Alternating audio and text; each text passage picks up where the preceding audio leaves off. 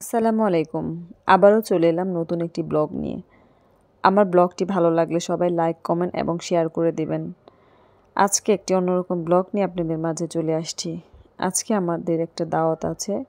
আজকে আমার ছোট ভাইয়ের শ্বশুরবাড়িতে দাওয়াত। আমরা আজকে সেখানে সবাই চলে যাব। তাই সকাল সকাল উঠে আমি নাস্তা করে নিচ্ছি। নাস্তায় ছিল পরোটা। আলহামদুলিল্লাহ নাস্তা করে এখন আমি কি পরব তার জন্য ড্রেস রেডি করব। আসলে আমরা মেয়েরা যারা আছি তাদের অনেক ড্রেস থাকা সত্ত্বেও আমরা কোথাও যাওয়ার সময় আমাদের ড্রেস থাকে না। যাই হোক এই তো কি ড্রেস পরে টরে আমি আনার জন্য খাবার রেডি করে সবাই রেডি হয়ে এখন আমরা চলে যাব আমাদের গন্তব্যে। এই তো কি আমরা সবাই রেডি হয়ে চলে যাচ্ছি। আজকে আমরা নৌকা ভ্রমণ করব সবাই মিলে, কিন্তু আকাশের অবস্থা এত পরিমাণে খারাপ ছিল, সকাল থেকে প্রচুর বৃষ্টি ছিল। বৃষ্টির মাঝে আমরা রওনা দিয়ে দিলাম এবং আমরা সবাই মোটামুটি ভিজে একদম শেষ অবস্থায় দেখেন আদিবা পুরা ভিজে গেছে, আমরা সবাই ভিজে গেছি। ভিজেই আমরা চলে গেলাম। কি আর করা, বৃষ্টির দিন আর নৌকা ভ্রমণটা খুবই সুন্দর ছিল। এখন আমরা চলে আসছি সবাই ফ্রেশ হয়ে খাবার খাবো। এই তো কি আমরা একটু পিঠা খাচ্ছিলাম। আসলে আমরা লেট করে চলে আসছি, তারপরেও কি 1:30 বাজে, তাও আমরা পিঠা খেয়ে একটু বাহিরটা ঘোরাঘুরি করব, তার জন্য আসলে গিয়ে বাহিরে চলে গেলাম। বৃষ্টি মাথায় নিয়ে ঘোরাঘুরি, যাই হোক খুবই ভালো ছিল আমাদের দিনটা। বৃষ্টির মাঝেই তো কি ছাতা নিয়ে আমরা সবাই চলে আসছি। আদিবা, নুসা, দিশা সবাই মিলে একটু ঘোরাঘুরি করছি। বেশি দূর পর্যন্ত যাওয়া যায় নাই, তার জন্য আমরা বাসার সামনে একটু ঘোরাঘুরি করে দুপুরে খাবারের জন্য চলে এলাম।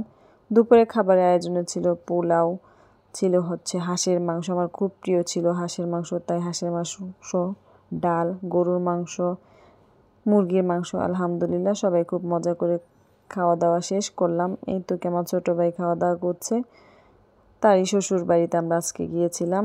এবং এই তো কি পান, ওফ, খাবারের পরে একটু পান না খেলে হয়, তাই একটু কি পান, পোলাও শেষে আমি একটু পান খেতে পছন্দ করি। জানি না কে কী ভাববেন, কিন্তু আমার খুব ভাল লাগে।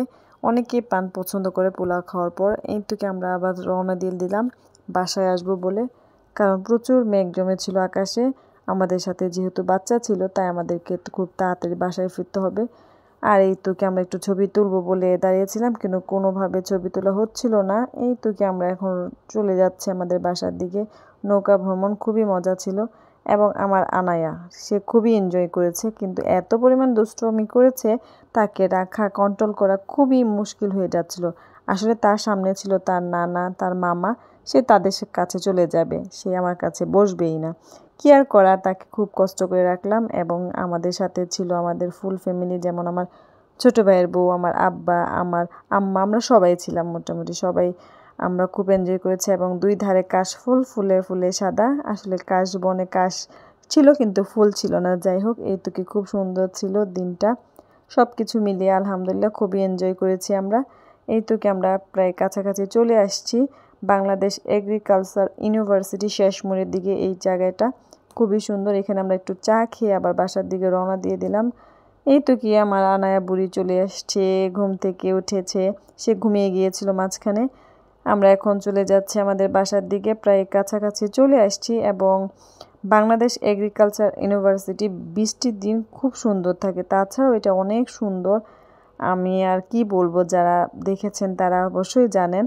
এই তো কি এখন আমরা বাসায় চলে আসছি এবং রাতে খাবার দাবারটা খেয়ে এখন ঘুমাতে যাব। হঠাৎ করে দেখি আমার ছোট ভাই তার ওয়াইফের জন্য ফুচকা নিয়ে আসছে। আমাদের নতুন বউ সবার সাথে একসাথে ফুচকা বানিয়ে খাওয়াইলো। আলহামদুলিল্লাহ। যাই হোক, ভিডিওটা ভালো লাগলে সবাই লাইক, কমেন্ট, শেয়ার করে দিবেন এবং ভালো থাকবেন সবাই। আল্লাহ হাফেজ।